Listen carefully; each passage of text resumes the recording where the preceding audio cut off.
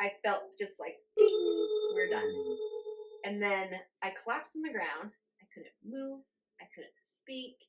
I had no idea if I was married, if I had kids. I had no idea who I was because I just like lived everyone's lives. Yeah. And I call him and he answers. He's like, hello? And I was like, are we married? Do we have kids? He's like, yeah. I'm not coming home. So I hung up the phone.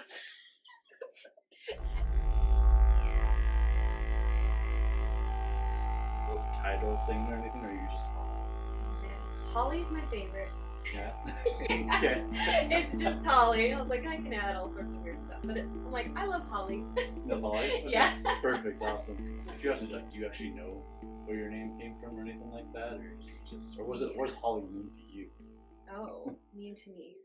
Well, I know I was named Holly because, of course, I was born in December. Okay. So that, but Holly, I've always just resonated with that name and loved it. I even love the way that it touches my tongue, and it sounds so strange. But then later on in my life, as I've done yoga, it's like I can feel there's different reflex points at the roof of your mouth. Yeah. And so for me, when it even is like, oh, I'm Holly, it just feels right or feels good. And I'm kind of weird where I'll notice all the things in the body and what's going on. So I notice how my tongue touches the roof of my mouth, like even when I pronounce it. For some reason, it just feels right. Nice. Okay, that's perfect. Yeah. That's beautiful. Yeah. That's awesome. Like, I know that's like one of those things you hear in like, you know, a lot of like Lord of the Rings or Aragon and all that. Like, oh, if you know the name, you have the power of whatever, you know, the object.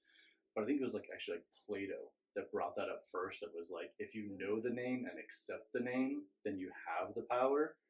Yes. And there is power in words, and because we speak, obviously, yet it's like a tone and it's like a sound in the music. Yeah. Even the way people speak, it has to do with like their personality and their frequency. Yeah. And I love to listen is one of my favorite things. Yeah. So I not only love to listen like when people talk and how they talk, but I love to feel what they feel like as they speak. So I'm extremely empathic, but I love to feel like people's vibration. And so not only the words, but it's really cool because the way they speak really does kind of give off their personality and persona. And so it's just a beautiful thing to actually, we can even feel like you don't even have to be empathic or like intuitive or psychic. Yeah. We can all like feel the vibration as someone speaks, and feeling that vibration, it can give you a sense of like their frequency or their song or their music, their unique place in the whole symphony of life. Yes. No. Right? Yes. 100% agree. 100% agree. I'm actually going to read this for a moment. But no, 100% agree. Because like I get their sympathy, their part that they play in the sympathy of life, this thing that's going on. Yeah. Which I love the beauty of that. Because one, like you said, like words have power, and we are like spelling at all times when we say it. But like you touched on this beautiful like hidden little mystery of the universe. Like if all things are vibrating, then all things are emanating music. Yes. So everything is music. Yep. And like there's a song by Tubby Love that I love. That like that's the name of the song is like everything is music. Oh really? And he's like the first word was Ja, and then out of that everything rippled out. But like that's what I noticed. Like when you're showing up in life, like how are you playing in life? Like we hear that concept of like, you know, what persona are you playing at? You know, the whole Shakespeare, be or be not, you know, or be or not to be. You know, how are you playing in life? But I think the playing in life isn't really like as an actor. It's like what vibration are you playing? What tone are you playing? Yes. Like you're part of the sympathy, you know, and just like a song. Like the most beautiful songs aren't the fastest ones, and they're not the ones that are like, you know, like have one note. Right. You know, it's all the ups and downs and the links of it, and like, you know. Yeah. So I think that's the part of life. It's like it's the beauty of just being in the here and now, because that's the current note we're at. Yeah. And tomorrow will be at a different note and maybe a different octave. Right. Yeah. That's like when you can almost sense or feel in a room like where someone is at. Even if they're not necessarily speaking, right? And again, it doesn't have to be super like psychic or intuitive. You can look at the body language and, you know, how someone is holding their body. But even how we hold our body, right? Every single cell in our body, which is, depending on what study you look at least 7 trillion cells in our body, are all vibrating. There's not one that is perfectly still.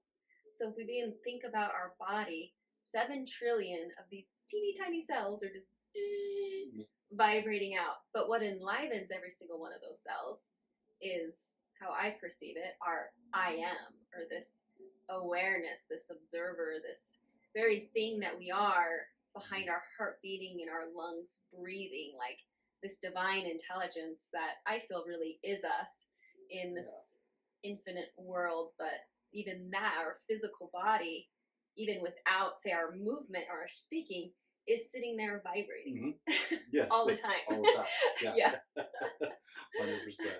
And that inner self, like that inner, very centered stuff that vibrates out. And it's like, all the different aspects of us, you know, like our subconscious or unconscious, those are part of that vibration out. Like you said, like that very inner self, that natural self. Like, and I think it's interesting, like this is a newer concept, kind of a tangent off of that for a moment, but it's like, I've been, you know, we talk about all this inner child healing and like working with inner child and healing. And then like something occurred to me the other day. It's like, yes, like we're healing our inner child, which is like the past us, but so much after that inner child healing, it's like, well, now we're coming from the natural self. But I just realized, like, when you look at something that's innocent, you have unconditional love. Like most people see something innocent, like a puppy, and it's like unconditional love goes right to that puppy, and that puppy gives unconditional love right back. So most things that are innocent ripple unconditional love. So the most inner self is represented by the child often, because it's easy to love a child and it's easy to accept love from a child. We all have these mother and father wounds that when we put like the inner self or source in like a masculine or feminine vibrate, it's like, well, could they love me? Can I love them? But as a child, in the pure innocence that we really are on the deep inside, it's easy to be like, oh, that's where all the love is. Right. Yes. Yeah, which is even that creation, and this is obviously depending on your belief system, between, again, this essence that is, always has been, or this soul, this spirit within us that you call infinite. And yet here, too, we're made of the earth, or the finite. And some people call this Mother Earth, right? Or Father Sky, or the universe. But then you bring those two together, and then it's like, we are the divine child. Yes. Like we literally are. So we have this essence within us, or this observer, the soul, and then we have literally earth, water, fire, air, ether, light, consciousness. And it's like, whoa, we are literally an offspring or a child of these two mixtures coming together, the finite and the infinite. And so like coming from that center, and I really feel that once we get through, you know, whatever sort of healing that we get to go through, which we all have that awareness to be able to move through if we so choose, then on the other side, it's like, oh, now this is all created for us, for me and you and others. And then it's like, how can we play together? How can we move coherently together? How can we come together and honor each other's divine musical skill or their uniqueness?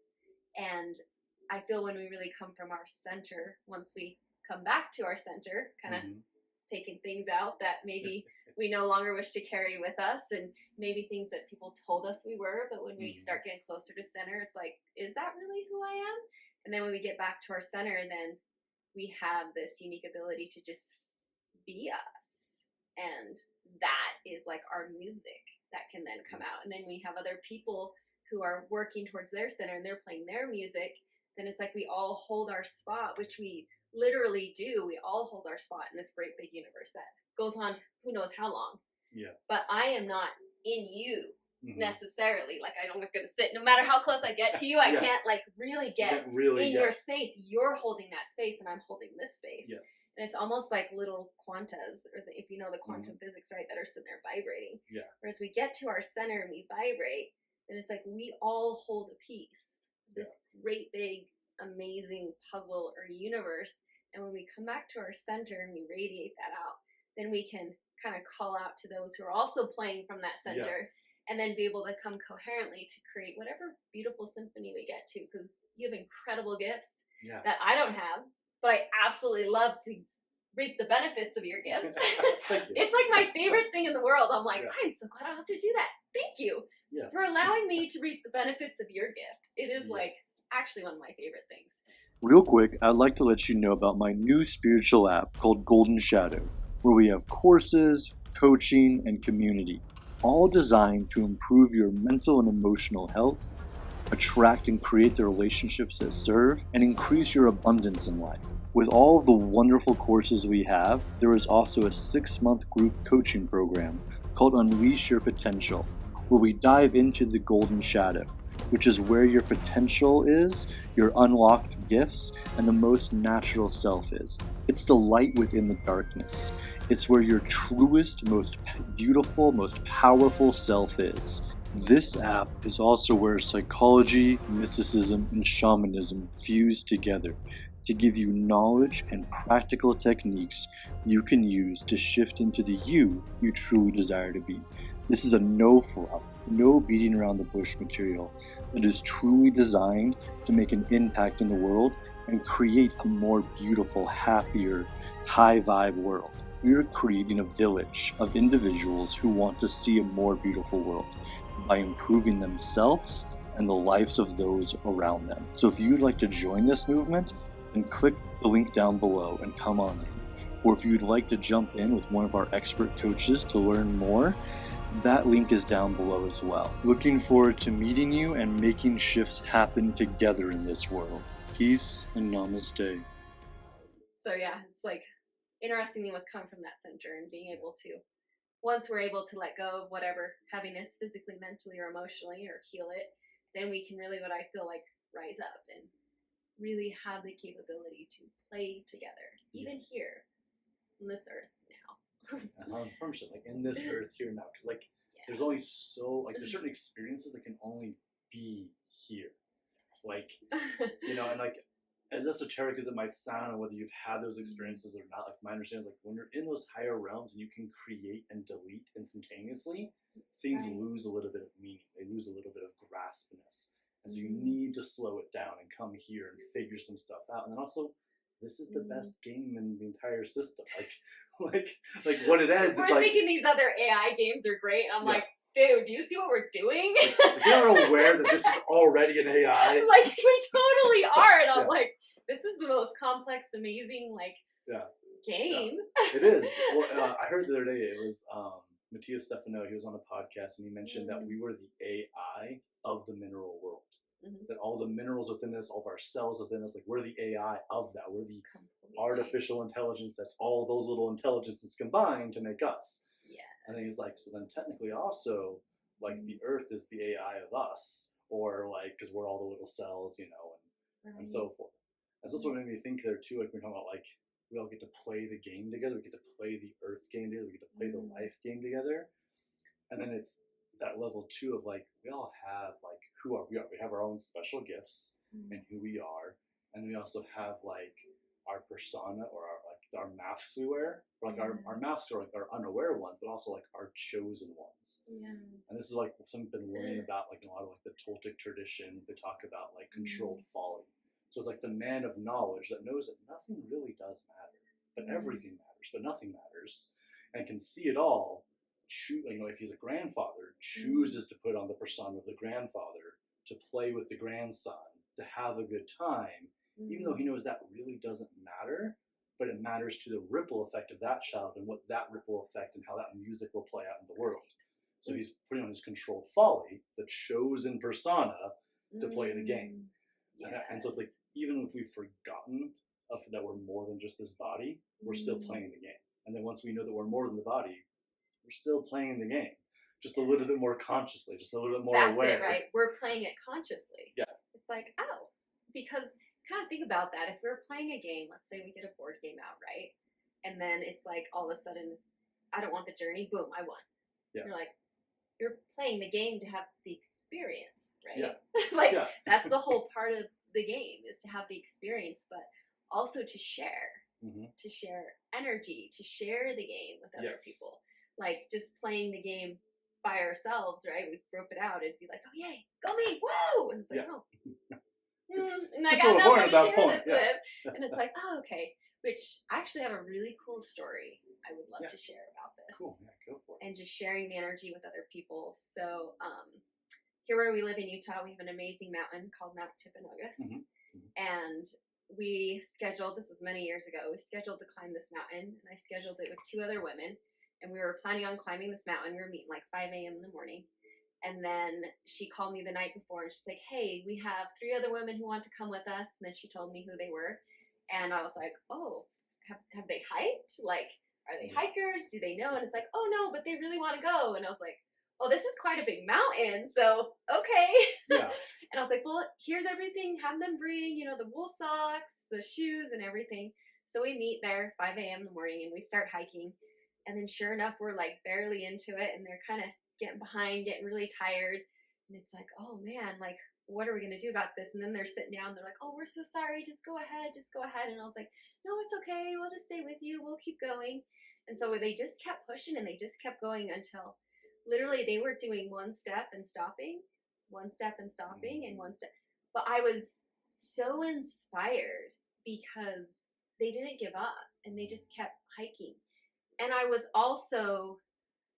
inspired by watching them and actually sharing the journey with them. And it dawned on me that I could have actually left them and just gone to the top, woohoo, and then come back down, pass them on the way, and they'd be like, oh my gosh, you're so amazing, and I'd be like, yeah, awesome. And then I would be alone at the top. It's like, oh, yay for you. But I wouldn't have been able to share that journey. And so it took us actually about 8.5 hours, which will usually take like 6 hours, but just to get to the top. And so it was really long. But it was so fun just to like see them pushing through. And it wasn't about like how fast can you get to the top, how fast down, but of sharing the journey with them. Yes. And it was the coolest experience I took with me of like, this is about sharing their journey. Even if you could do better, go faster and leave everyone else behind, like, yeah, peace out. I was like, oh, for me, it wasn't about that. It was that beautiful, the sharing of the journey. The creation. Yes. Yeah. Oh, that's so beautiful. Like, no, thank you for sharing that. Because it really makes me think, like, because one, like the sharing the journey that's up there, but nature, I use the example of music, but nature and music, like, are the 2 things, at least in my life, that have taught me that sharing the experience is really worth it. Like, I have some of my favorite songs in the world. Like, yes, I can listen to them by myself. But like when I play an instrument or someone else plays an instrument, if there's no one else to hear it, there's only an enjoyment for a certain amount of time. It's like 30 minutes of practice and I feel good. But if there was someone to listen or that's there, I'm like, I kind of want to keep going. I kind of want to push. And if they're playing their music too, then like I want to keep, we start bouncing off each other. Yes. And then nature too, because like, outside of coaching, like I do these tours out to Antelope Island. And so I'm consistent, 3 times a week, I'm taking people out on a tour and we do a hike up to see the sunset. Yeah. And the sunset's different every day. And although I take a picture of it and I enjoy it, if I only saw that sunset by myself, it's like, how to put it, it's like, it would be a good experience, but to make it a great experience, to make it a fantastic experience, it's like share it with other people. Yes. And that's where I'm getting with life. It's like, I can have a great, good life as like an individual nomad, whatever, but being in a marriage makes it even better. Having friends makes it better. Yes. Be able to connect with people, create things makes it more fun. Right. And so creating is so much more fun. And then there's also that literal, like, energetic side of it that makes it even more fun. That's like, it's like on my most internal soul, like, I am Garth. And then like, yes, you are Holly. But like when we're in this region with each other, like right now it's not, like I'm not Garth and you're not Holly. This is Holly Garth. Yes. Like, right. And like closer we set closer, like that it gets closer vibration and it becomes this new thing. Yeah. So it really is like, again, it's that child, the creation, the birth of something new. And that's what's fun about life. That's what's fun about experiencing it, Oh my God. It is so true. It's like the electromagnetic field around everyone, right? Like holds their frequency, vibration, music. But it's just as you said, then it's like, here's my field, here's your field. But then we come together and our energies start going like this. Yeah. And there's a third field that gets created. And then it's like we're in this bigger field that has more room to play Yes. and to share. Or if you're not choosing to play and share and you're choosing to go to bed, then it's like doing this, of course, right? Yes, Like the ping pong. Yeah, but the energy's still coming out. It's and still rippling. It still is. Yeah. Yep. Yeah. I think that's what's wonderful. And I think it's something like we forget sometimes, is just like that influence, especially in the spiritual community. You hear so much, like, maybe it's a little bit more like walk the indigenous path. You'll hear about like the 7 directions, or like the internal self. And like the 7 directions is, like it's the 4 elements, and then it's the masculine, the feminine, and then the internal self. But sometimes we forget about that 8th direction, which is the collective, like is the external, is like you are influenced by the collective, but you also influence the collective. Like you make a vote into it. Yes. And this is something I've been learning. Like, so like Carl Jung, when I went to college, like his psychology really inspired me. And then when I got into the spiritual world, I realized, oh, this guy was like a psychologist in the 30s, and then he went and studied Eastern philosophy and combined the two in a lot of ways. And so like as I'm getting to his stuff, like he has these 12 archetypes that he puts for people that are like, these aren't the 12 like collective archetypes, but they're also within us.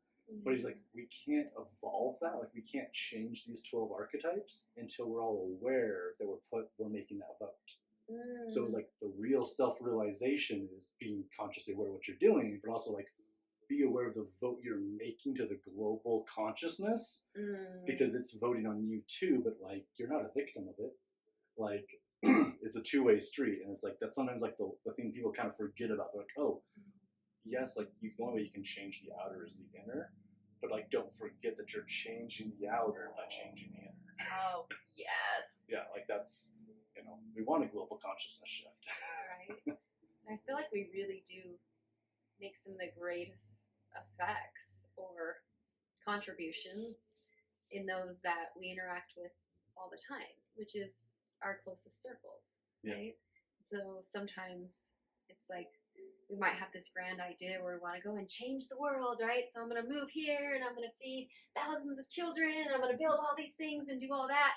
And then we maybe just leave people here. And yet it's like here we could, every single day, there's so much we can do, even by just doing a small act of kindness. Like I remember years ago, this is over 15 years ago, I was having a really hard day. I had 2 kids. I was pregnant with my 3rd, lived in California. Where we lived, people had dogs instead of kids.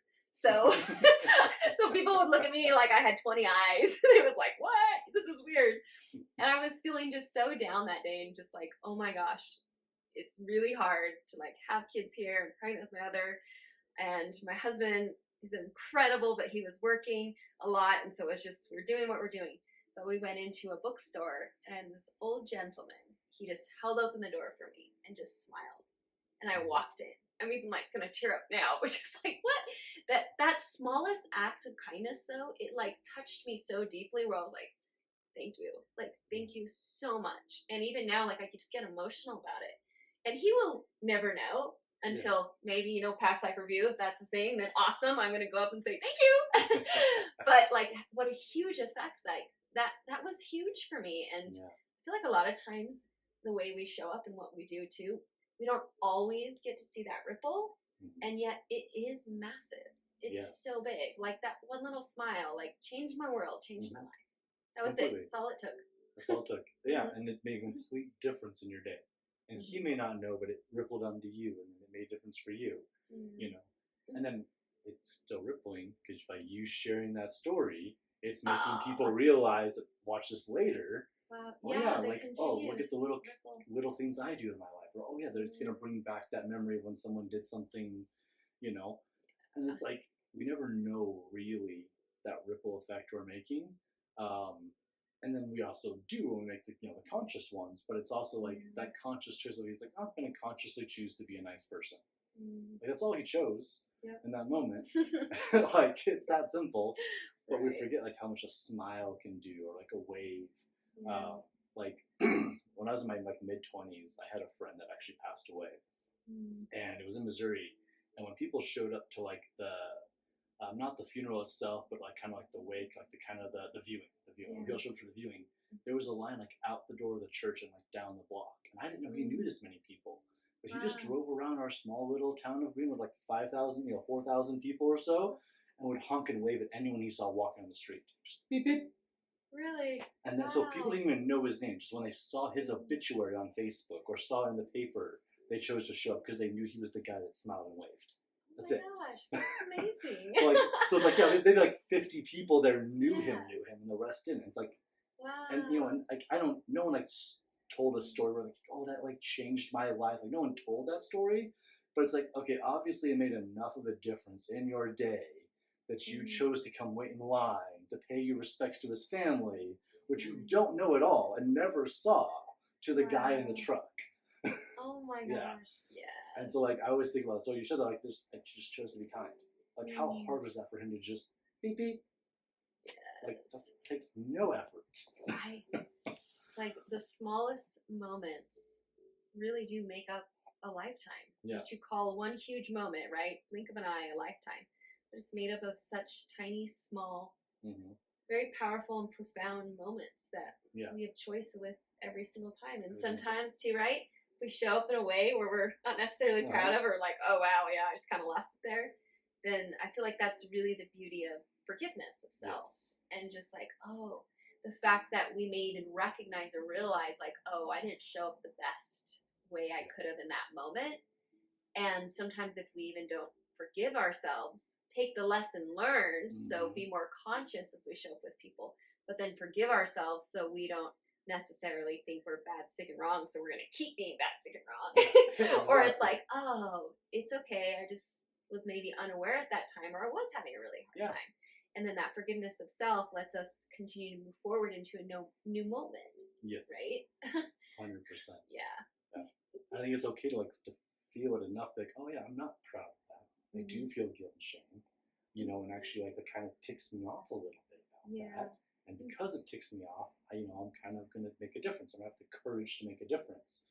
And if you know anything like Dr. David Hawkins, like the consciousness scale, have you ever seen that? Yes. Yeah, like guilt and shame's at the bottom, and then it moves up into anger and then pride and then courage. And so it's like literally by like letting yourself feel it, you are raising your vibration. But that's like his letting go technique you would talk about, because so many people be like, oh, I don't want to feel sad, so they stuff it. Yeah. And when you stuff it, it's just like when you push the trash down in the trash can. Like we all do it. Like the bag gets full, and we push the trash down. Yeah. You can only do that for so long. Yeah. And then even when you take the bag out, it's just heavier. You can push it until the bag breaks, but also like even if you keep pushing it down, eventually the bag is just heavy. So when you keep pushing it down, just heavier that emotion gets. Right. And so his thing was like feel it, be with it. And so that's how the actual forgiveness works. The actual like let the emotion guide you to the next one. Now of course, like if you notice you're sitting there and feeling guilty for like 3 days straight, well, you're dwelling too long. Right. Like, it's like get the information, embody it, learn from it, and then do it. It's like just enough to know the stove is hot. Like once you feel the heat, oh yeah, right, I don't touch that. Right. You don't. Yes. Oh right, now I have a 3rd-degree burn. Like I wonder why. Right. We're not going masochist on this, but and so it's that. And then Eckhart Tolle, he has this like interesting concept about forgiveness, that there is nothing to forgive. Because everybody was acting at the best level of consciousness they could at the current time. All the information they had no other information besides what they had at that moment to make that decision. Yeah. Like even if their spiritual self and their mental self knew better, their emotional self or their physical self or some other aspect of themselves, they had a different lens on at the time. Right. And then that's how they were viewing the world. Yes. And so it's like really nothing to ever actually forgive. And so I always love that, because like it's like that balance. Because like I love Ho'oponopono too, which is like the forgiveness, but it's like that balance. Like there is nothing to forgive. So then like, what are we doing the forgiveness for? It's like, I guess for the self, or like the way I took place in that, like right. So we don't carry it with us, right? Because every moment is truly a new moment. Yeah. At every single breath. Yes. It's like I'm not breathing this breath right now that I breathed 3 minutes ago, or even a second ago. It's brand new, and I'm exhaling right now in this moment and inhaling it back. None of them is the exact same, even though the appearance of it seems the same. Oh, it's breathing. Okay. But all the breaths I take in this life, not one of them is ever the same. Not one of the same. As is every moment, even though it might feel like we're in a Groundhog Day. Every moment, though, it's like we have an opportunity to choose. And I feel like that's really profound thing in this community of, what would you call it, awakening, spirituality, is just being conscious. Yeah. Like just being conscious of the choices we make and realizing that really every choice does leave a ripple to us first. Yeah. Because it starts here and then it goes out into the world. And again, we may see that ripple or not, but then knowing that we have an effect just by our being. Like, again, we're holding this spot in the universe and it's rippling. It's going on forever. Yes. Even as I move my arm, like it creates a sound. We don't pick it up as humans, but it literally creates a sound and it continues out. And it affects something else. It affects something. Which you have the butterfly effect. And it's like, it's so profound just to, my favorite quote is actually, be the grandest version of the greatest vision you've ever had about yourself. And then I always add on to it, for no other reason than the fact that you can. But you can't. Exactly. Because I can. Because you can. Right? I'm not like, oh, it's my burden to carry. It's like my purpose in this life, which that's great, but because I can. You can. And it feels, to me, it feels good. Yes. Like we really do get, you could say a dopamine release, if you're being scientific, or like this burst of love, like when we even do show up for someone. Yeah. Like even when I do a small act, like yay, that was amazing. Exactly. It was great. It was fun. Right. Yeah. Well, and that's the thing is like sometimes we think like one, like you can be a new you at any moment. Like you said, like you can choose to be a new you. Like every moment you're a new you. Every breath you're a new you. But it's like also like there's that level of like sometimes people act like in order to have a life shift. Like I mean, by all means, go to events, go do breath works, come to retreats, do all those things. But sometimes people are like, oh, I can't shift my life until I have this grand download, that tells me I'm wrong, or like they need, like they're looking for some spiritual omen to shift them. When it's like, you can just do it because you want to. You can just be like, you know what, I'm going to be a better me because I want to. Yeah. You don't have to have, like, it's great if you do have those, but like, you don't have to have that. Like, you're like, I'm just going to eat better because I want to. It doesn't have to be like, oh, I got on the scale and I realized I weighed this much. And now you can attach that story if you want, but it can just be because I choose to, I want to. Yes. And there's like much more power, I think, in that because there is no story. There is no external attachment to it. It's just like, as I am, I choose to, so I want to. Yeah, and even feeling like the two words have to and choose to. Yeah. Just like you said, when it's like, when I say I have to, it's like I can almost feel the energy draining out of me. But when I say I choose to, it's like I have this fire that begins to ignite and expand, where it's like, okay, I'm choosing to. I'm choosing into this. I'm choosing to do this, rather than the have to. It's like I'm checking out because I have to do this. Yeah. Or I'm choosing to do this, so I'm interacting. I'm sharing in that choice, empowering it. I even put it into like sometimes like I'm blessed to. No. But I play that with more of those things that like usually like the contractors are like, well, I choose to do it. What about brushing your teeth? What about like going to the bathroom? Like I'm blessed that I have to brush my teeth. I'm blessed that like I have a physical body that requires I'm blessed I can do it by myself. Right. I'm blessed I'm not in a position where I need assistance. I'm blessed I get to breathe. I get to walk. Oh, right. Like so there's those things too where it's like, oh yeah, you do have to eat food. Well, I'm blessed I get to eat food. Like I chose this experience. Yes, I think that's a big one. It's like the fact that you're here means something within you chose this. And even if that wasn't true, like even if like all that fell apart, even like my entire spiritual belief of everything was like there actually isn't anything after this, and I didn't choose to be here, and I am some random atom and molecule smashed together magic. I'm still gonna have the best time I can in life by choosing to do what I want to do. And here you are. And here I am. And we're still here. Let's go. Yeah, like, I'm not gonna get out of it alive either way. Oh my God, there is actually so much power to that. Like this is the ultimate truth, and some people don't like to look at it. And I actually think it's the most beautiful thing we can do, which is like you realize you're gonna die. Yeah, I'm gonna die. I'm dying. Everyone is gonna die. Like here's the truth. Like. That's it. And also that 3 generations from now, no one's going to remember me. I hope maybe, someone's like, somehow because of YouTube or whatever, it's archived in 100 years from now. They're like, oh, look at these guys that were geniuses 100 years ago. Like how I am now with Carl Jung. I'm like, he's a genius. his work was in the 30s, Yes. 1930s. Here we are, almost 2030s, Right. and I'm now just like, he's now becoming popular. Side note, it's like, in reality, it's like, I don't know my fourth great grandfather's name. Well, I know one of them, but that's different, you know. But it's like, if I wasn't raised in like the Christian Mormon way, I wouldn't know anyone past my grandfather's name. Yeah. Yeah. Like, and most people don't. Yes. Like, there's a really cool guy out there. His name's Alex Homozy, and I love his story because like his fifth great grandparents were like kings in Persia, and then the Taliban took it all away from them. But at that point, like, you fast forward 5 generations, and it's like, yeah, they live in America, and his dad's a doctor, and like, like, no one actually know. Like, even when he's telling the story, he's like, I can't remember the guy's name. He's like, I should have written it down. And it's like, even though he went and researched his own ancestors, still doesn't stick. And it's like that. I think there's a beauty in that of like, you're gonna die, and no one's gonna remember you. And that might sound sad and depressing, but it's also the most empowering thing. It's like, well, then what are you gonna do right now? Yeah. Like, what are you gonna do about the now that you have? You know, because where does the future actually exist, and where does the past actually exist? Yes. They're just in the mind. Like, they don't actually exist.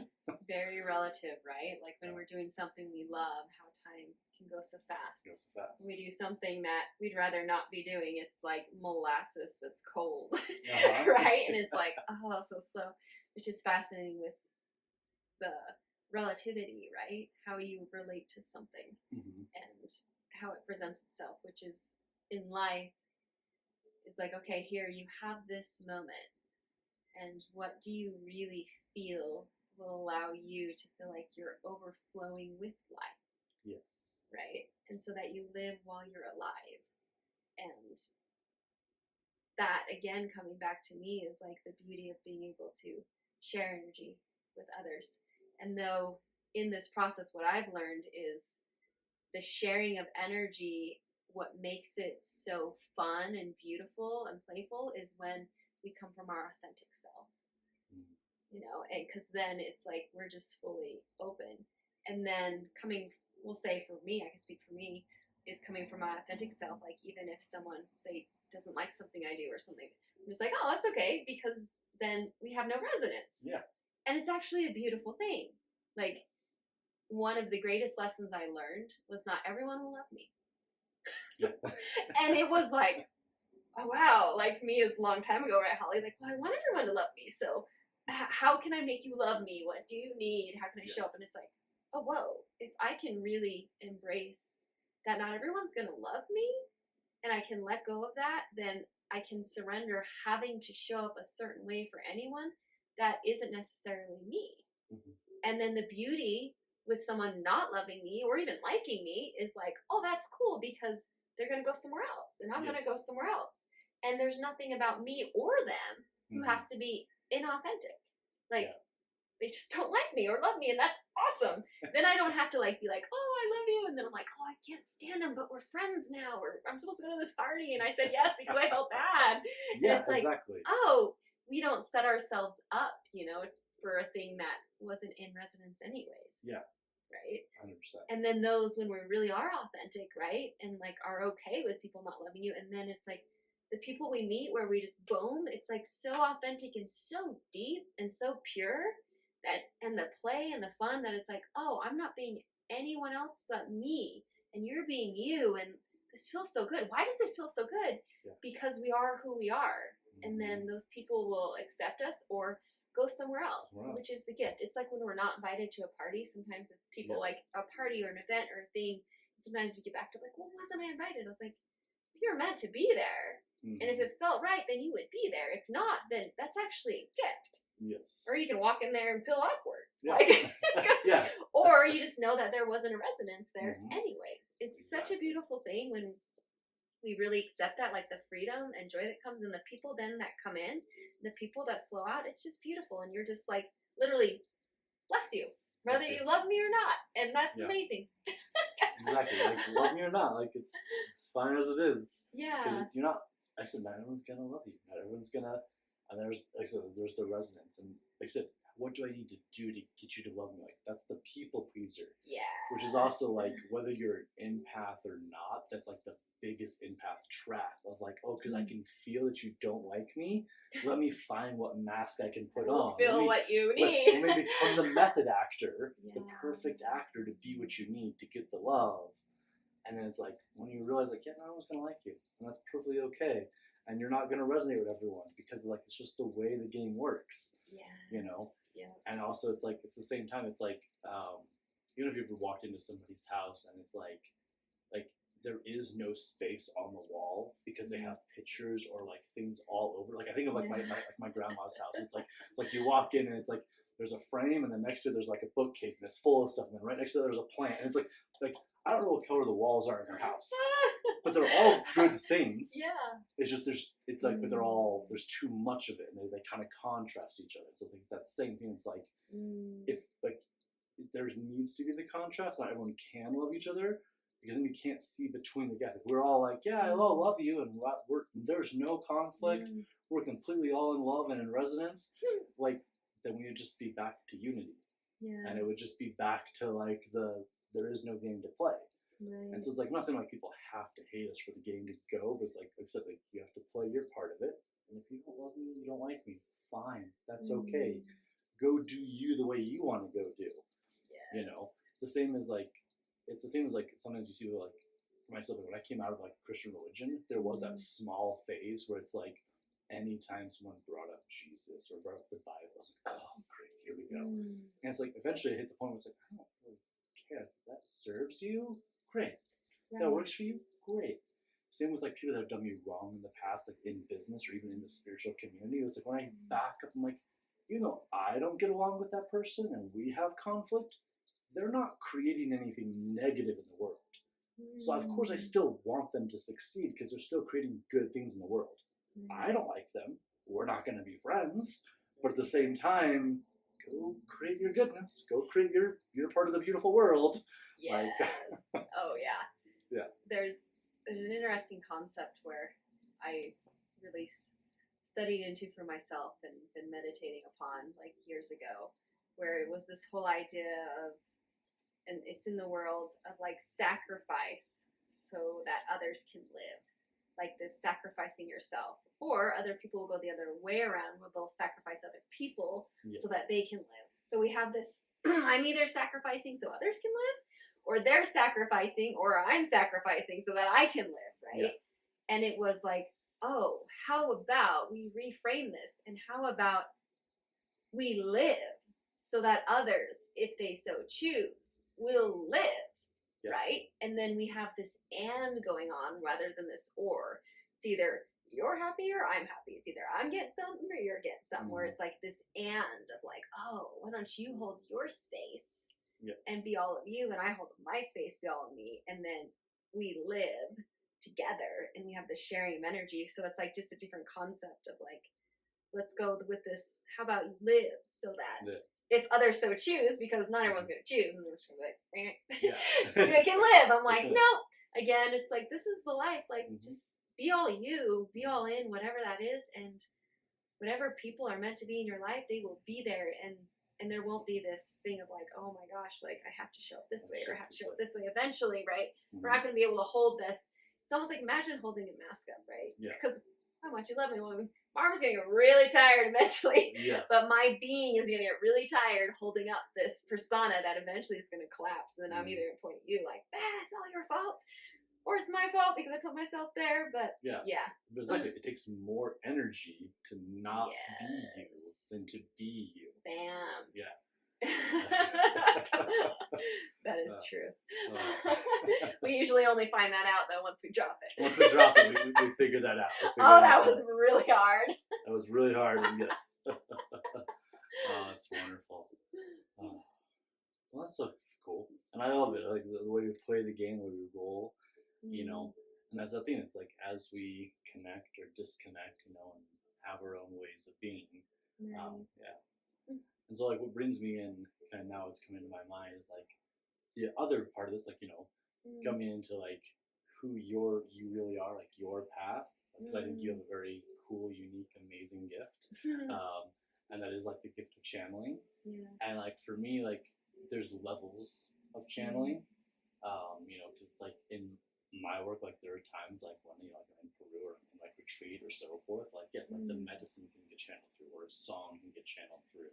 Yeah. Or like when I'm in a coaching session, like sometimes there is that moment, it's like, well, if you allow, like, you know, something's really stuck, it's like, well, can I feel what it's like to be you for a minute? So with the permission, it's like I can channel, okay, what I'm seeing from, you know, being you, not having the stories attached, I can channel that in. But it's like, that's different channeling, you know, it's like there's different beings we all channel in, and then there's also like the higher channelings, and where you have people like, I say like someone like yourself, or like Bashar or Abraham Hicks, that are calling in this guide that's like, I'm here to teach.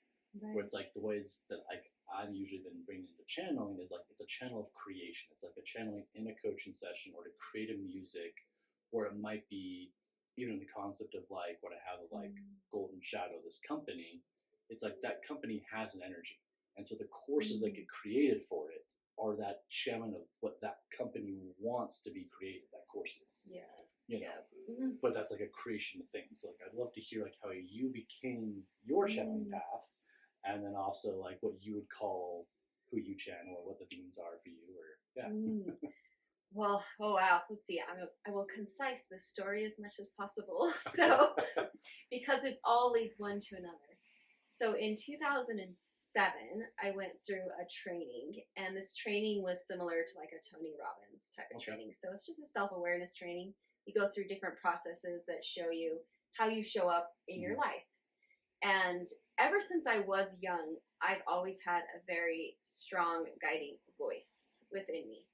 And this voice would speak with me and would tell me things of like, don't do this, go here and do that. And I was kind of a brat, and I'm like, I can do whatever I want. That's how I am sometimes. And then something huge would always happen. So I'd like get a concussion or like something massive. So I did learn from a young age to listen to this voice, because when I listened, it turned out great. When I didn't, it was like something big happened. So moving back forward in 2007, I went into this training, and there was about 100 people in the training. And my husband had gone through the month before. I said I'd love it, so I signed up for it. And they opened the training on February 14th, 2007, Valentine's Day. They opened the doors 3 p.m. and everyone starts going in there, and I had to go to the bathroom, so I went to the bathroom. So I came out, I was kind of behind the whole crowd. So everyone's in there, and I'm going to walk through these huge double doors they had. And as soon as I walk through the double doors, I hear from this loud voice that has always guided me, your life is about to change forever. And it was like slow motion. I like turn around and like look at these double doors, and they just go, woo, boom. I didn't know this at the time, but apparently there were people on the outside that closed the doors, but it looked like they closed on their own. Yeah. But anyways, these doors like close, and I'm like, so I become super hyper aware. I'm like, what's going to happen? What's going on? And there was one seat open in the front of the room. So I go and I sit down, and they start these different processes. Now it's a 4-day training, and there were really incredible things that happened within those 3 days, but I'll skip it to the 3rd day. At this point, if you're still in this training, then you're pretty cracked wide open if you haven't already left. Because you're like looking at yourself like, oh, I'm seeing all the pieces of myself. Yes, that's where I got all my stars. Right. There's Tony Robbins, Myopia, Impact, all that stuff. Yeah, that's where I got all my stars. So yeah, I'm so like, by day 3, it's like if you were stuck I'm still through here. This, because like usually you'll start off with a big old group, and then it's like 50% by day 3. Oh my God, yeah, it was totally that. So this day 3, they set up the room and the space, and what they did is they put chairs in front of everyone that were padded, and then they set the stage of like, okay, you're going to go to your most painful experience that you've ever had, and you're going to release, to feel, to experience whatever it is that you get to experience. And everyone's in front of their chairs, they turn off the lights, and this room just starts going off. And as soon as I was in front of my chair and the lights turned off, I came out of my body, which I've never done in this life consciously. I came out of my body, and I went behind everyone's eyes in the room. And then I saw and felt their most painful experience as if it was happening to me. And it was like I was living it. and then I shot back into my body, and I'm like freaking out. I'm like, what is going on? Like, I'm like, what's going on? And so then all of a sudden, again, I come out of my body, and I go behind everyone's eyes in the room, again, see and feel their most painful experience. But this time, when I came back into my body, I knew exactly what I was doing. So I stood up, and I knew everyone's stuff, because I just lived it. And so then I knew, and I could feel every single person where if they let go as much as they could, and I felt people who could go further. Like, I just felt that and knew that. So then I started calling people out. And the trainer, his name was Justin, that was kind of leading it, he actually got off the stage, went and sat in the back of the room, and then I took over the training. I just took over the training. And then after, there was one person left, and then as soon as they'd gone as deep as they could, released as much as they could, then I felt just like, ding, we're done. And then I collapsed on the ground. I couldn't move. I couldn't speak. I had no idea if I was married, if I had kids. I had no idea who I was, because I just like lived everyone's lives. Yeah. And I don't even know how long I was laying there. But all I could say at one point is that I know the area in my brain. It's like a light turned on and said, Mike is yours, who's my husband. Here's his number. So then I could finally get up and move. So I grab someone's phone and I call him, and he's like, hello, it's like 12 a.m. at this time. And again, he'd gone through this training, so he knew kind of what day we were on. And I call him, and he answers. He's like, hello? And I was like, are we married? Do we have kids? He's like, yeah, keep going, honey. You're doing good. I'm like, I'm not coming home. So I hung up the phone. And then I went home with a woman in the training. I'm just like, I'm kind of in shock right now, and I kind of don't even like know what is what. And I'm like almost following her around like a puppy, because she was like my buddy and partner a lot of it. And I just went home with her. Yeah. And then we got to her house, and I laid on the couch, and then she went into the bedroom. And by that time, it's like 1 a.m. in the morning. And I'm laying there just kind of like, I was as if my brain was broken, but I was like feeling everything. Yeah. And then all of a sudden it felt like the crown of my head opened up. And then all this energy started coursing through my whole body. And it literally felt like the pain of the world, just coursing through my whole body. And I was just seeing and feeling just the sadness, the regret, the like anger, like everything in the world. And it was literally like moving through my body very physically. And I was like just screaming, like on her couch. Like it was like my dark night of the soul. And I did that for hours. And again, we got there at like 1 a.m. I don't know how long, but it felt like hours. And I do remember like looking outside, and it was just when the sun's barely starting to come up. You still see the stars, but there's like light there. And I remember looking out and seeing that, and then I closed my eyes and finally fell asleep. And then I woke up. And when I woke up, it's like everything had changed. It literally felt like if I was to give a description, it'd be like I was a jellyfish floating in the ocean. But it was like I was my body floating in the ocean of this reality, this 3D world. And it's like I could feel every movement. I could feel like all the things, and where each person was, like it was just like, what? And I could feel the energy between my hands, and I could even see it. Like I could see the flow of energy, and I'm just like, what? And I was like, I'm crazy. I cracked. And I was actually so confused, because I wasn't a stressed out person. I didn't have anxiety. I didn't have depression. Like I was like, I didn't even know I had the capability to just lose it. Like I didn't even think I was crazy, but I'm like, I'm nuts. That's it. I'm broken. Like this is crazy. Apparently this is crazy. Yeah. But we had training that day, so there were 4 days. So I went back with her again, just kind of following her like a puppy. I'm like, and on our way, I'm just sitting here playing, because I could see the energy between my hands, and it was like white, sparkly, and I could like extend it like taffy, and it was like whoa, whoa, and I'm like, whoa. So I'm just sitting here like playing with this. We go into the training. I sit in the back of the room. She sits in the front of the room. And I have no idea how they started this training. I'm in my own, whatever it was, world. So I'm sitting here. And I turn to the guy next to me, and I'm like, do you see this? And he like turns further away from me. I'm like, oh my God, I'm crazy. So I'm just sitting here. And then all of a sudden I feel the deepest sadness, like within the core of my being, like so sad. And I look up and I see the woman I'd gone home with, and her back's to me. She's like a diagonal from where I was sitting. Her back's to me. And I look up, and when I look at her, it was like this gray was around her, just her shoulder and her head. It's kind of that color of like dark thunder clouds. And then she started crying, like actually out loud crying. And I have no idea why that even happened. But then I'm like, oh. And I'm sitting here like playing with this energy. And I could feel what the energy felt like between my hands. It was like white sparkly, but it literally felt like that feeling when a baby laughs. Like when a baby laughs, and you could say pure joy is just like that exact feeling is what this felt like. And I'm like, oh, I was like, I wonder.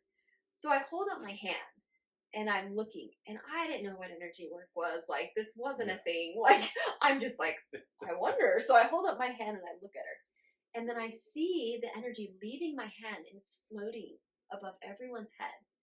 Again, I turn to the guy next to me and I'm like, it moves. And he's like, I'm getting away from this girl. I'm like, oh my God, it's moving. And then that energy swirls around her. And I'm kind of like, holy cow, it moves. And then all of a sudden, it just goes whoosh, like into her. And I see that dark gray just melt away. And then she actually physically out loud starts laughing. So she went from crying to just laughing. And I'm like, oh, because not only was that amazing, but I'm like, I'm not crazy. Yeah. Whatever just happened, her back's to me. She has no idea what I'm doing, and yet she reacted to it. Mm-hmm. So I took that as like my golden ticket that I wasn't crazy. Whatever was going on with me was like real, to have something outside me actually react to it.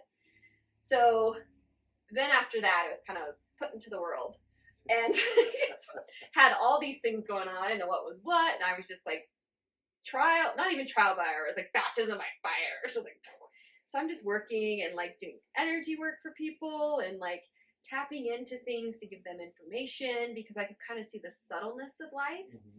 I could feel it. Like I would get the information by seeing it sometimes, but feeling it and hearing it of what is even beyond like the physical. And because I had this just kind of open up to me, my husband, who's still my husband at the time, we've been married 21 years now, he thought it was the most amazing, incredible thing in the world. And I'm like, this is nuts. I was like, I don't want to be your local witch. I don't want to be some psychic. I'm like, I'm a professional fitness competitor. And I was like, I got this whole thing going on. But with his support, luckily, he's like, this is amazing. Keep going, keep going. I'm like, fine. So I would just do it.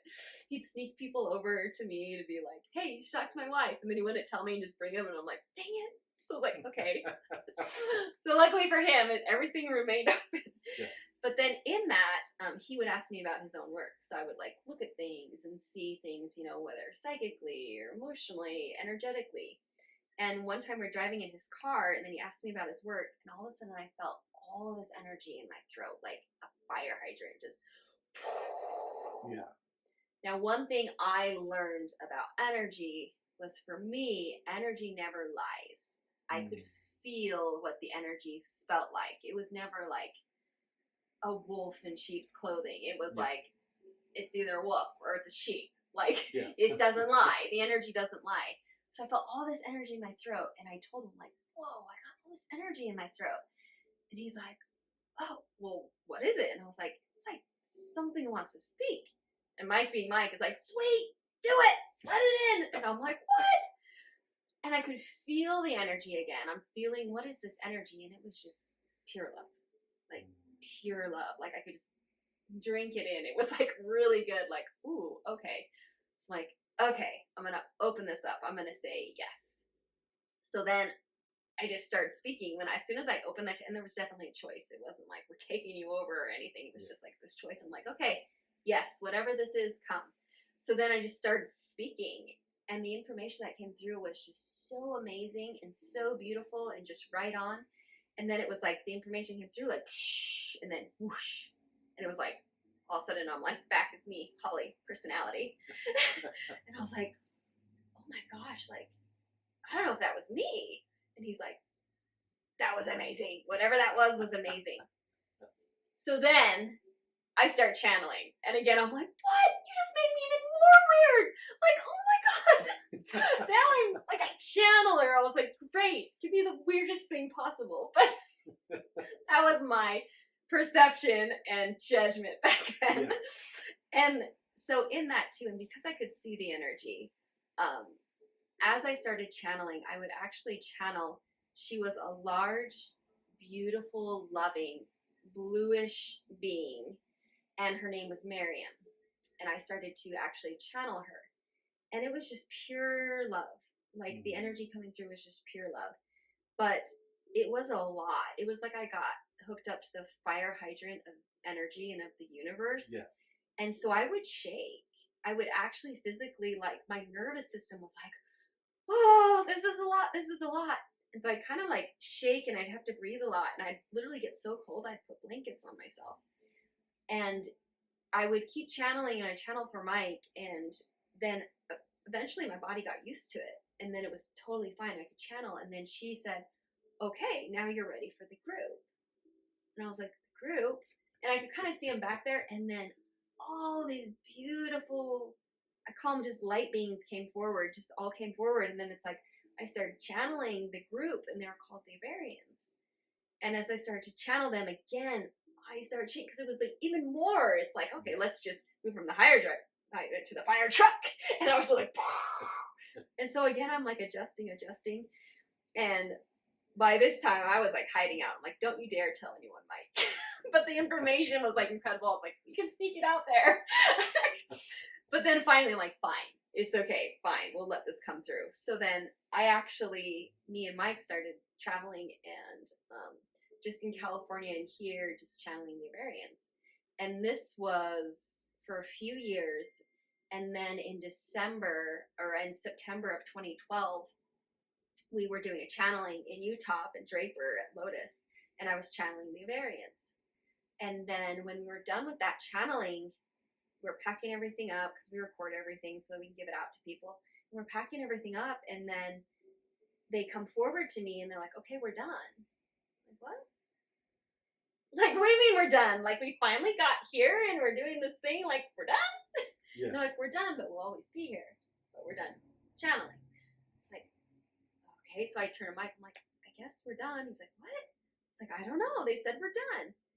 And so that was September 2012. And then they're always there. They're just in the background waiting. And I'm like, what do we do now? Like, I have no information. I don't know where to go. Okay, fine. And then in December of 2012, December 21st at 4:11 a.m. in the morning, I went into deep meditation, because anyone who's familiar with that date, it was the end of the Mayan calendar. And so I woke up. Some of us had quit all of our physical jobs because we thought we were going to.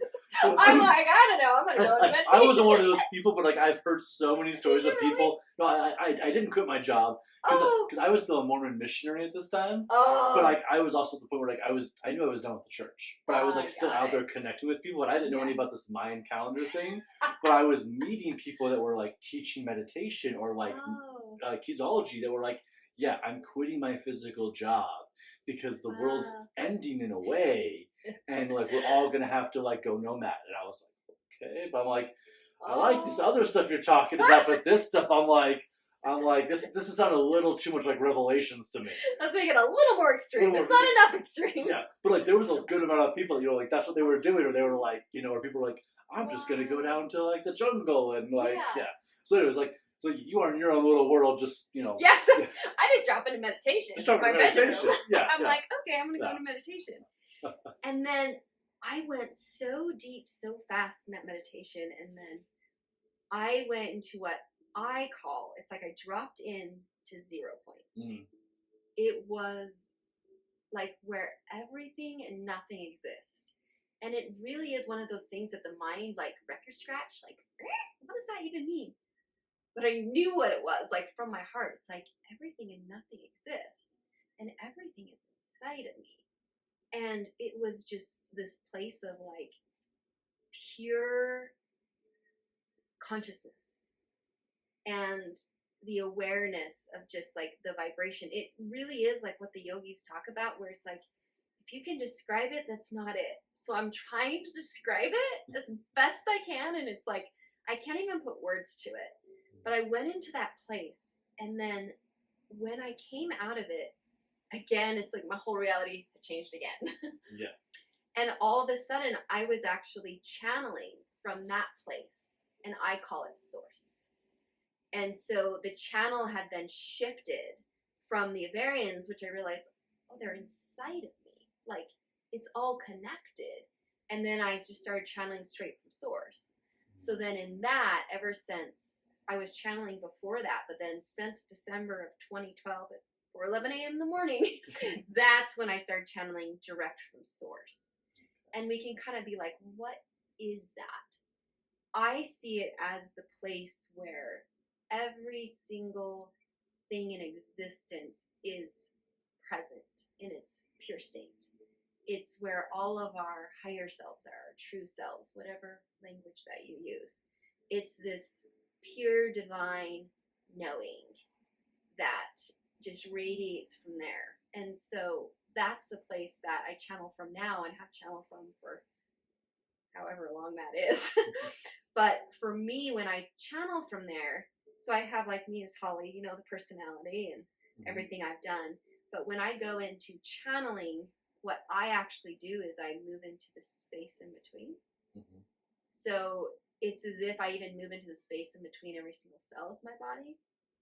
Because what's fascinating with space is that nothing is actually touching. Like if you really go down to it scientifically and throughout all these things, and of course this is like, I can feel this, I can do it. Yeah. But when we keep going down, there's actually space. Like, so when I go into the space in between, I can actually touch everything. Yeah. And I can be in that source energy. And so for me, it's as if my atoms kind of go whoop, and I just go into the space in between, and then I just channel from there. And it definitely was like a process of like, again, I'm gonna do this like, okay, now I'm even whatever. Like now we're doing this thing, okay. But now I do have to say I'm super grateful. I love it so much, and even when I do channel or any of the work I do, it's like it fills me up so much. I always come out like feeling even better. Because a lot of people ask me a lot, like, was it tire you? Are you exhausted? And I'm like, no, like I get so much from it. It's like just overflowing to me just as much as everyone else. And then speaking to what we're kind of speaking about in the beginning of our conversation is if I'm doing it like in a live group or even a group coming online, it's like I'll actually channel into the energy created by the group. Right? So here's my field, here's your field. As we interact, whether we're physically together or not, then I go into that bigger field that's created from the whole of us sharing our energy. And that's the field that I'll channel from. And it's been an amazing experience, but that's some of my journey. It's been fun. No, it's beautiful and wonderful. And there's some, like, it's just a wonderful, beautiful story. Like, there's parts like I want to like dive into, and there's other parts too. Like, the biggest thing that you talked about there that I love is the space between everything. It's like, I don't remember who said or where it's out there, but it's like the actual space between the physical matter. It's like 90% of the universe. Like, is the gap between everything. Like you go look at the stars and be like, okay, yeah, there's a lot of space between each planet, but like in our cells, in the molecules, like down to the quarks, and then the things smaller than the quark that I can't remember the name of. Like, there's massive space between those. And it's like, at least in spirituality, like we talk so much about like the masculine being the light, and then the feminine being in the shadow. And then even like within Carl Jung stuff, we talk about the golden shadow, which is like where all your potential is, where your untapped gifts is. It's like the light within the darkness. But even like now that people are studying quantum mechanics and quantum field, like when you zoom into the darkness, it gets all colorful. You find these things that are in there that are all like super far apart that are colorful. And so like when you're saying like you're channeling the gap between everything, like, I think that like it is like we're all, you know, all as one, we're source, but that gap between is also part of it, and there's a stillness there. So I think that's beautiful. Yeah. And it sounds fun. Like, and I love the journey too, of from like one being to a group to like now figure out the next level. It's like, this is what we're doing now, but right. It's like the game, right? Keep leveling up, and it's like, all right, cool. and so many times we don't even know that is like the next thing side. Yeah, like it's like which good thing. I was like, it's very wise of us, and I'll say, right, whatever this infinite intelligence is within you, to not allow ourselves as our human selves to see everything. Yes. There's many things in my life I'd be like, I am super glad I see that, because I would have been like, no. Yeah, exactly. And now I'm like, thank you. Yes. Yeah. I like to think of it like, it's kind of like that level. It's like when you're going through like a spiritual awakening, like, you'll have like the dark night of the soul, and it's like, but that's like usually like the peeling back of the layers. And then like when you get on certain paths, like me walking like the indigenous path, like with the shamanism, there are these things called shamanic initiations, and it's like you can see the wave coming, like you know the tidal wave's coming, and you have the choice. You can get out of the ocean and not play and not go through the initiation, but you also know you won't grow up, you won't grow, you won't, So it's like there's this interesting thing that I've noticed, like walking the shamanic path. It's like, and you don't know what the wave's gonna do. Like you don't know what's inside the wave. You just know that by choosing it, you'll go from good to great. That's like all you really know. Right. And so you can either ride it, or you can let it thrash you, or you can get away from it, and so it's kind of like the beauty of that intelligence. Like, it doesn't let you see it all, and then even when you do hit a point where like you can kind of see it, it's like, again, are you going to choose to take it? I can't tell you what's going to happen in the wave. I can't tell you that you might lose your job, and you might like completely become this entirely different being, or so forth. And that's one thing I always hear people too, like they get afraid of like I don't want to go down to Peru and drink the medicine because what if it tells me I'll be a yoga teacher? It's like, it's not going to do that, but if it does, there's actually a part of you deep down inside that wants that. So same as like you being a child, it's like, you're like, but I'm just I'm a fitness person. It's like, there's a part of you that was like, no, you're 1000%. And I was like, oh yeah, this is me. Like, I love it now. In the beginning, right, we're like, I don't want to. I was like, oh yeah, this is kind of, thank you. I like this actually. Yes.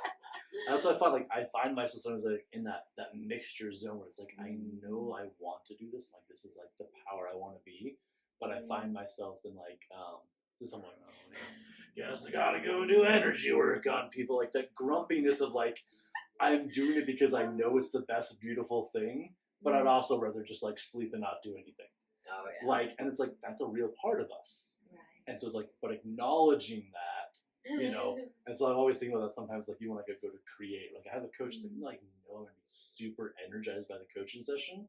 Sometimes there'll be that like little like 5-minute or like 30-second like, well, I'm blessed to do this, I guess, but it's like, it's really just that like egoic part that's like, I would really rather just like not do anything, because that's the easy path. But then it's like, again, good or great, Yeah. And I think that the journey really gives it its value. It's almost like, let's say we buy a mug from Target. Oh, that was great. But let's say we have a whole experience where we take the clay and we use our fingers and we learn how to create the shape and how to put on the handle and like all the things, and then we dry it and then we paint it and then we put our thing. That's going to they're both mugs. Yeah. Like you both fill it with liquid and drink out of it. Yes. But it's like, oh, but this one had like the journey. Like I put myself into that. Yes. And then that creation came forth, which I feel is really the spiritual journey and the human journey, like combining of like, I'm putting myself into this human experience, right? Me as human is putting myself into the spiritual experience, and they're just all melding together to like, oh, it's beautiful, even when it's messy at first, and then it comes back and you're like, oh, whereas like the journey really gave it the value. Yes. The journey gave it the value. Yeah. And that, like I said, like the human process of like, you identify yourself and you kind of like disintegrate or disengage, disintegrate, and then you kind of come back together and And so it's interesting, like you when you're talking about like your first experience there, and then it's like, okay, who am I? Am I married or not? Like that's like a big dismemberment. Like that's a process that like both like and the shamanic path to do, but also Buddhism, like in Buddhism, like they choose that. They'll choose to go into meditation, be dismembered, and when they come out of it, it's like their ego got shattered, or it's like some like, or like people will have like a whole image of like, oh, these elephants came and trampled me to dust. Yeah. You know, and that's how you feel. Like when I went through, like I was like drowning, like the ocean ate away at all my stuff. It's like, you know, there's nothing left. You're nothing anymore. And so there is a little bit of like, okay, who am I? What am I doing? Where am I being? Your phone's dying. Okay. Yeah, 5%. 5%. Okay. 5% of life. 5% of life. Okay. Rebirth. Well, before a rebirth. So before the device dies, then. Before we dismember. Before we dismember into the nothingness here. You know, maybe from either your perspective or from Source's perspective, or whatever way you want to answer this, you know, what would you say truth is? That's an interesting concept because I feel, again, we're all on our own journey and we're all on our own path. And at every single moment of that path, we can look around and be like, this is truth. Because of what I've experienced so far, what I've built up through my beliefs, my emotions, my physical experiences, this is truth. But then as we continue on the journey, right, we get more information, more insight, more awareness. So as far as truth for me, I would have to say is that from my experience, we're all connected and we all create a ripple. Even if we're sitting in our house alone, and if we're a loner, like our way of being, the fact that we exist means we're part of something bigger.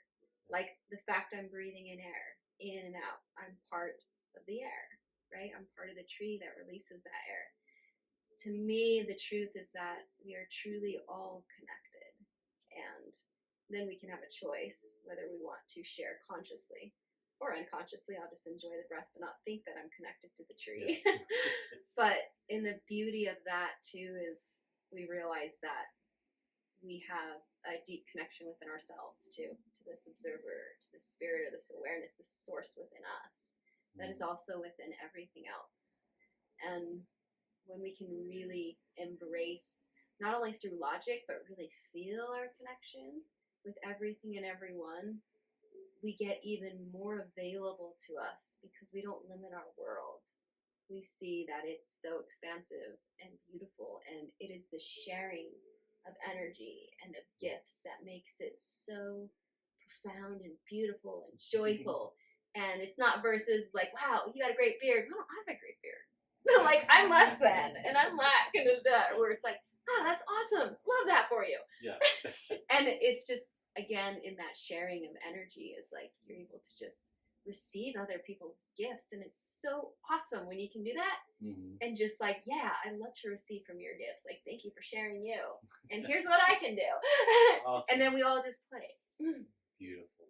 Oh, so awesome. Yeah. You're so awesome. I love you. Oh, I love you. Thanks for having me. You're most welcome. And then just kind of like in that closing, like, do you have anything coming up, like an event that people might want to come to, or do you do courses or coaching, or like plug yourself? Oh, I'll say.